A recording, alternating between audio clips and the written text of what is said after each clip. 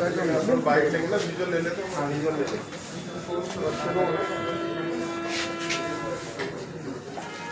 देखो, देश और प्रदेश में जो रोजगार की सबसे बड़ी समस्या है, रोजगार की समस्या के साथ साथ पेपर लीक, फर्जी डिग्री, डिप्लोमा, नकल, डमी अभ्यर्थी, ये भी बड़ी समस्या आ गई है। आज जो प्रेस कॉन्फ्रेंस के माध्यम से जो कई चीजें मीडिया के सामने मैं रखने आया हूं कि पूर्व में भी कई मुद्दे ऐसे दबा दिए गए, क्योंकि किसी बीमारी को हम दबा देंगे और उसको दबाए रखेंगे तो कहीं ना कहीं वो गंभीर बीमारी कैंसर का रूप ले लेगी। और हालात ये बन चुके हैं कि पूर्व में भी क्या क्या प्रयास हुए। मैं आपको बताना चाहूंगा कि लाइब्रेरियन का 29 दिसंबर 2019 को एग्जाम हुआ तो उसका पेपर लीक हो गया और 1 जनवरी 2020 को पेपर को रद्द कर दिया गया। अब सवाल यह उठ रहा है कि पेपर कहां से लीक हुआ, जहां प्रिंट पेपर होते वहां से हुआ, अधीनस्थ बोर्ड से हुआ, कौन कौन लीक थे, कौन कौन संरक्षण थे और किस नेता का उनको संरक्षण प्राप्त था, उस मामले को दबा दिया। आज तक कोई खुलासा नहीं है। यह एसओजी की नाकामी है और सरकार की भी नाकामी है। अब दूसरा मामला मैं ले लेता हूं जैन डिग्री का। उसका भी 6 दिसंबर 2020 को एग्जाम हुई, 29 दिसंबर 2020 को पेपर रद्द हुआ। क्या आज तक पता चला कि मुख्य संरचना कौन था, कहां से लीक हुआ और किस नेता का संरक्षण प्राप्त था? सारे मामलों को दबाया गया। एक और प्रकरण सामने आया, आरपीएससी में इंटरव्यू घूसकांड प्रकरण। सदस्य का नाम आया, एसीबी जांच की, कर्मचारी एलडीसी वहां लिप्त पाया गया, उस मामले को दबा दिया गया। आखिरकार बार बार दबाकर प्रदेश के युवा बेरोजगारों को सपनों क्यों दबाया जा रहा है? ये आक्रोश बढ़ता जा रहा है। इस बीमारी का इलाज राज्य सरकार को स्थायी करना चाहिए, उखाड़ कर फेंक देना चाहिए। जब हमने आंदोलन किया, जब हमने प्रदर्शन किया तो क्या क्या हुआ, क्या क्या लॉलीपॉप मिला, मैं आपको बता दूं। जो जैन भर्ती वाला तो ये प्रेस नोट है अधीनस्थ बोर्ड का, इसमें स्पष्ट दे रखा है। और एक मुख्यमंत्री जी ने कमेटी का गठन किया, जो कमेटी के नाम पे खेल चला, कमेटी बना दो, कमेटी कमेटी कमेटी। 10 अप्रैल को कमेटी का गठन किया, पूरा आरपीएससी अध्यक्ष महेंद्र जी कुमाऊत की अध्यक्षता में। मैं भी उस मीटिंग में शामिल हुआ। 25 से 30 सुझाव मैंने भी दिए, उन सुझावों को लागू नहीं किया। यदि उन सुझावों को लागू किया जाता तो शायद ये पेपर लीक की ऐसी घटनाएं नहीं होती। नहीं उस कमेटी की रिपोर्ट का खुलासा किया कि क्या रिपोर्ट मुख्यमंत्री जी को सौंपी। तो आखिरकार आप कमेटी खेलते रहोगे, कमेटी के नाम पर ये फर्जीवाड़ा रुकने वाला नहीं है। ये सबूत है मुख्यमंत्री जी का, ये आदेश है, देख लीजिए आप।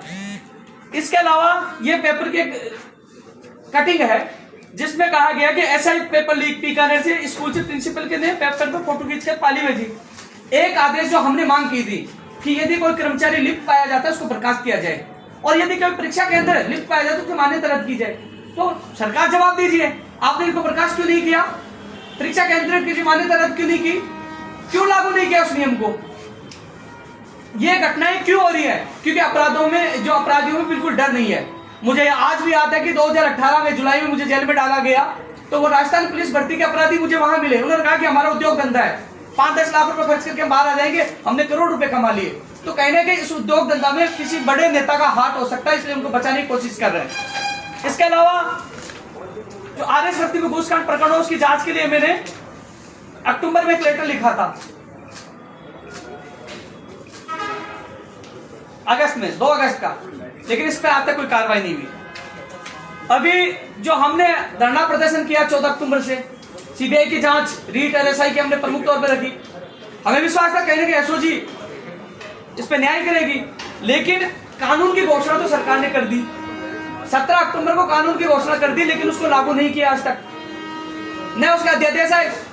सरकार अपना वादा निभाए, जो हमसे वादा किया था कि विधानसभा सत्र में अध्यादेश लेके आएंगे, लेकिन हम इस पे संशोधन चाहते हैं। हम चाहते हैं कि जो अपराधी पाए जाए उनकी संपत्ति जब्त करो।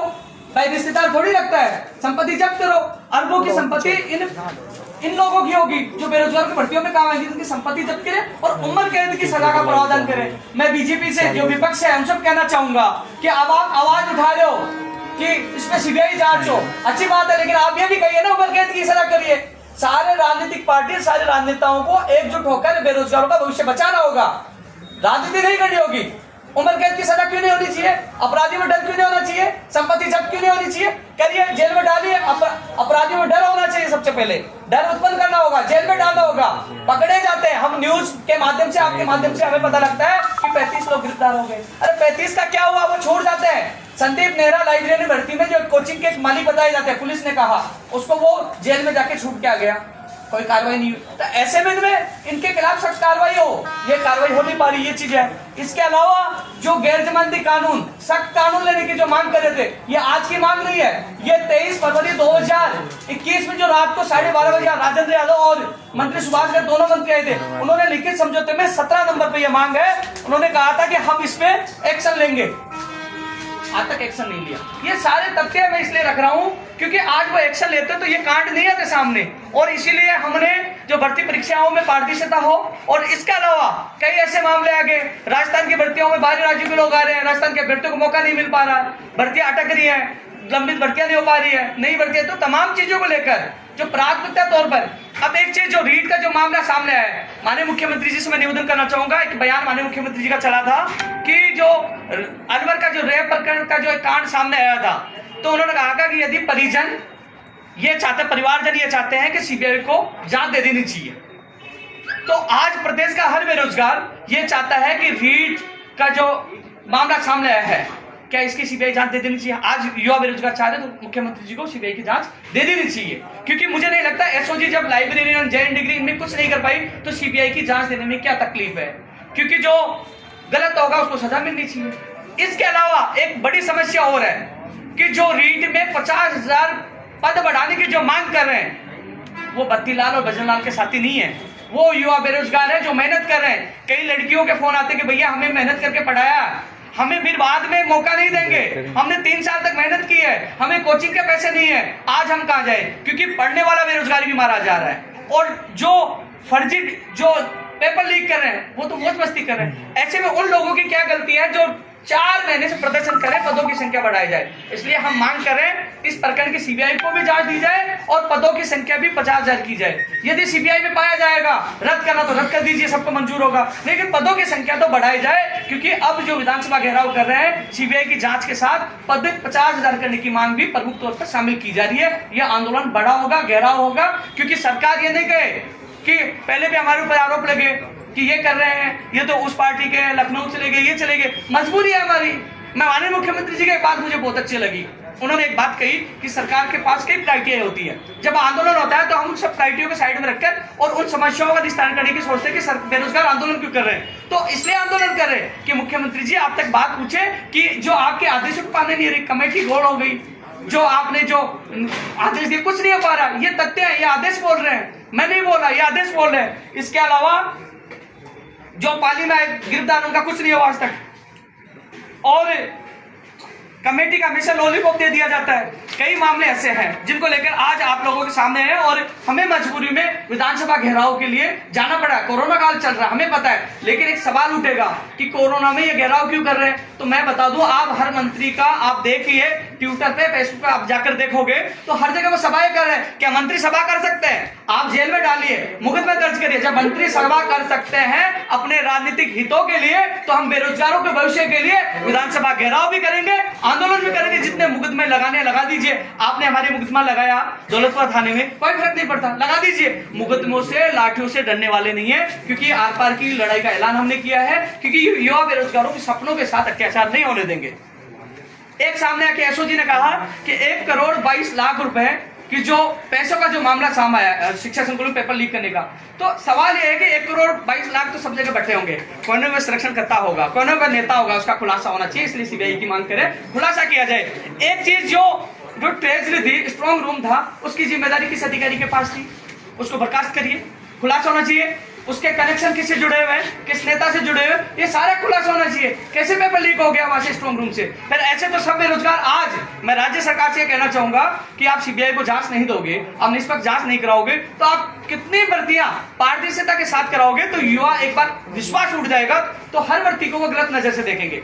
ऐसे में आप जांच करवा दीजिए, दूध का दूध और पानी का पानी हो जाएगा। गलत होगा तो रद्द हो जाएगी, गलत नहीं होगा तो नहीं होगा, लेकिन पद भी बढ़ाने की मांग हम प्रमुख तौर पर कर रहे हैं। इसके अलावा पटवारी भर्ती का अभी हाल ही में जो रिजल्ट आया है उसके हालात इतने गंभीर है, लोग रो रहे हैं कि नॉर्मलाइजेशन के नाम पर हमारे साथ ठगी होगी, तो उसकी भी जांच करवाइए। आज पढ़ने वाला बेरोजगार अपने आप को ठगा सा महसूस कर रहा है। इन तमाम बिंदुओं की जांच करना अत्यंत आवश्यक हो गया है। इसके अलावा हम मांग कर रहे हैं, एक खेल और बताया जा रहा है जो अधिकतर सुनने में आता है कि ओमार शीट में खाली छोड़कर बाद में पीछे से गोले बनाने का काम चल रहा है। तो हमने कहा है कि 5वां विकल्प भी रखा जाए कि यदि कोई 4 खाली छोड़ता है तो उसमें लिखे हमने खाली छोड़ा, अन्यथा माइनस मार्क, ये भी लागू किया जाए। ये भी मांग हम करें क्योंकि बीच में कोई खेल नहीं हो।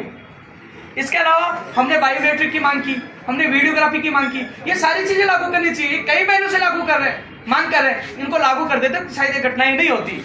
इसके अलावा एक सबसे बड़ी चीज है, पेपर लीक कैसे होता है। जो मैंने एसआई भर्ती का जो मामला आपको बताया कि परीक्षा केंद्र से भेजा गया, तो हम मांग कर रहे हैं कि परीक्षा केंद्र में जब तमाम विद्यार्थी बैठ जाए उसके बाद परीक्षा केंद्र पर वो पेपर भिजवाए जाए और जहां पेपर रखवाए जाए उसका लाइव रिकॉर्ड हो, कैमरों में लाइव रिकॉर्ड हो, रखवाने से लेकर परीक्षा केंद्र तक भिजवाने तक उनका लाइव रिकॉर्ड होना चाहिए, उनका पूरा डेटा होना चाहिए। और परीक्षा केंद्र पर जब विद्यार्थी सारे लोग अंदर बैठ जाएं परीक्षार्थी, उसके बाद ही पेपर वहां भेजे जाए। क्योंकि किसी ने वहां से चुना भी लिया लेकिन सारे विद्यार्थी अंदर बैठ जाएंगे तो बाहर ज्यादा लोगों को सर्कुलेट नहीं कर पाएंगे, अपने उद्योग धंधा को पनपा नहीं पाएंगे। इसलिए परीक्षा केंद्रों पर पेपर विद्यार्थियों को बैठने के बाद ही दिए जाए और जहां पेपर रखे जाए ट्रेजी स्ट्रॉन्ग रूम में, उसका लाइव रिकॉर्ड हो, डेटा हो, वहां रखने से लेकर वहां तक पहुंचाने तक वो चीजें रिकॉर्ड होनी चाहिए। ये सारा लाइव होना चाहिए, जीपीएस लगाना चाहिए। इसके अलावा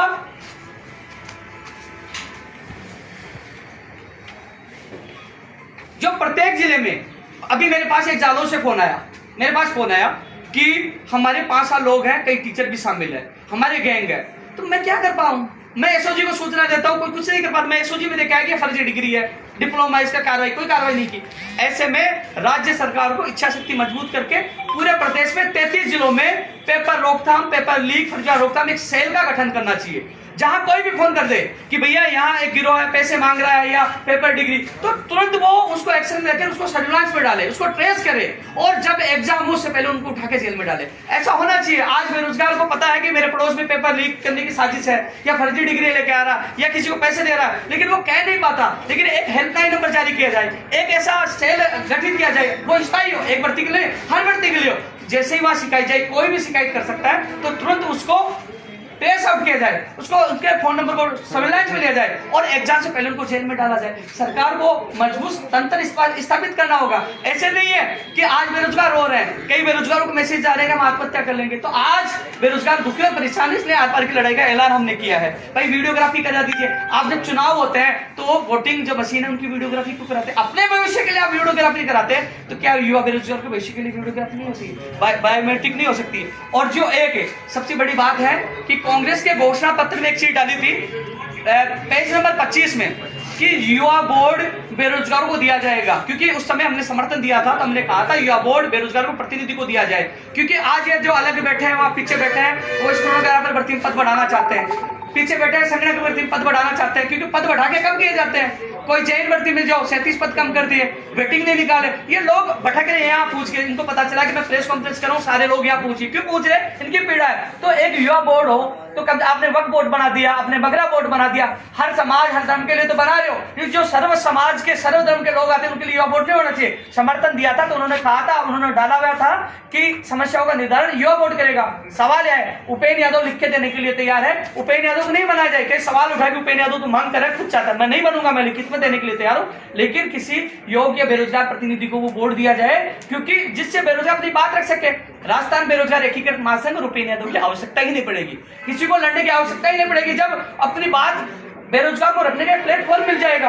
आज कहां रखे अपनी बात, सुबह शाम भटकते रहते ज्ञापन लेके, कोई मंत्री दुत्कारता, कोई अधिकारी दुत्कारता, रोते हैं, क्योंकि वो बोर्ड होगा तो सामने अधिकारी होंगे, मंत्री होंगे, पीड़ित बेरोजगार होंगे, अपनी बात रख सके। क्योंकि वोट हम देते हैं, जिताकर हम लाते हैं, और आज भटकते युवा बेरोजगार है, तो युवा बोर्ड भी प्रदेश के बेरोजगारों को दिया जाए। तमाम चीजों को लेकर आज प्रेस वार्ता की है और आपके सामने बात रखे कि इतने प्रयास हमने किए, प्रयास के लिए उन्होंने बहुत कुछ बातें की, लेकिन इसका परिणाम नहीं निकल पा रहा। तो इसलिए मुख्यमंत्री से अपील करना चाहूंगा कि रीट की जो सीबीआई जांच के लिए अनुशंसा की जाए, इसके अलावा रीट में 50,000 पद भी किए जाए। यदि रीट सीबीआई की जांच के बाद रद्द हो तो कोई दिक्कत नहीं है, लेकिन पदों की संख्या, क्योंकि वो बेरोजगार जिन्होंने रात महीने मेहनत की, मैंने उन लोगों को देखा, रोते हुए देखा है कि हमें कोचिंग नहीं करा सकते, हमारी शादी हो जाएगी, हमारे पास मौका नहीं, 3 साल बाद भर्ती आई, कि पदों की संख्या क्यों नहीं बढ़ाई जाए। उनकी मांग भी जायज है और सीबीआई की मांग भी जायज है। सीबीआई भी हो जाएगा कि लीग बड़े स्तर पर रद्द करना चाहिए, सीबीआई निष्पक्ष संस्था है, वो रद्द करेगी तो हमें सबको मंजूर होगा। और यदि इसके अलावा तब तक के लिए पद बढ़ाना चाहिए तो 50,000 की मांग मजबूती से रख रहे हैं, क्योंकि जब 70 से ज्यादा एमएलओ ने लिख दिया, 5 लाख ने लिख दिया, तो उनकी बात नहीं मान रहे, तो आर पार की लड़ाई का ऐलान हमने किया है कि इसको हम सब मिलकर लड़ेंगे। ये देखो यहीं ज्ञापन मिलना शुरू हो गए, ये केवल प्रेस कॉन्फ्रेंस के सब जगह, मैं अभी 2 दिवसीय दौरे पर, हर जगह युवा बेरोजगार परेशान है, दुखी है हर। तो ये बड़ा षड्यंत्र रचा जा रहा है, इन गिरोह को जेल में डालना होगा, इन लोगों में डर स्थापित होना चाहिए। डर है नहीं, आप बता दीजिए इतनी भर्ती परीक्षा हो गई, इसी में नहीं, पूर्ववर्ती सरकार में 2016 में जेल प्रेरी, राजस्थान पुलिस भर्ती 2018 में जो क्लोन के माध्यम से जो ऑनलाइन एग्जाम जो हो गया था, लीक हो गया था। तो ये सारी चीजें हैं, सभी राजनेताओं को राजनीति नहीं करते हुए हमें प्रदेश के बेरोजगारों का सपना, उनका भविष्य कैसे बचाया जाए, इस पर ध्यान देना चाहिए। सीबीआई की जो मांग, हमने 30 तारीख को मुझे गिरफ्तार किया, 5 अक्टूबर को, फिर 14 अक्टूबर को अनशन के दौरान लगातार हमने सीबीआई की मांग दौरान की, लेकिन जब उन्होंने कहा कि एसओजी इसमें निष्पक्ष कार्रवाई करेगी, तो उसके बाद अब हमें लगा कि एसओजी वहां तक तो पूछ चुकी है, लेकिन एसओजी लाइब्रेरियन का, JN डिग्री का, अब रीट में ये पता नहीं चल पा रहा कि इसमें मोटा हाथी कौन है, जो 1 करोड़ 22 लाख में से हिस्सा किसका है, उसका पता नहीं चल पा रहा। इसलिए मैं प्रेस कॉन्फ्रेंस करके हमने 9 फरवरी का विधानसभा घेराव का ऐलान किया और आर पार की लड़ाई हम लड़ेंगे।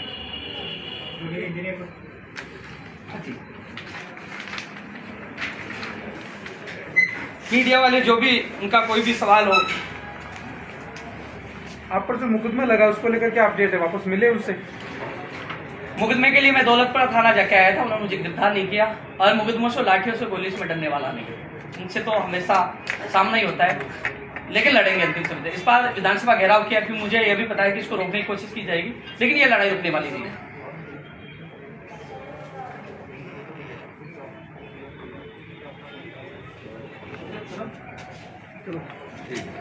सब कुछ बोल दिया अब क्योंकि किसी मीडिया का कोई सवाल हो ना, नहीं अब तो अपना क्या है कि इस चीज का जवाब हम दे सकते हैं।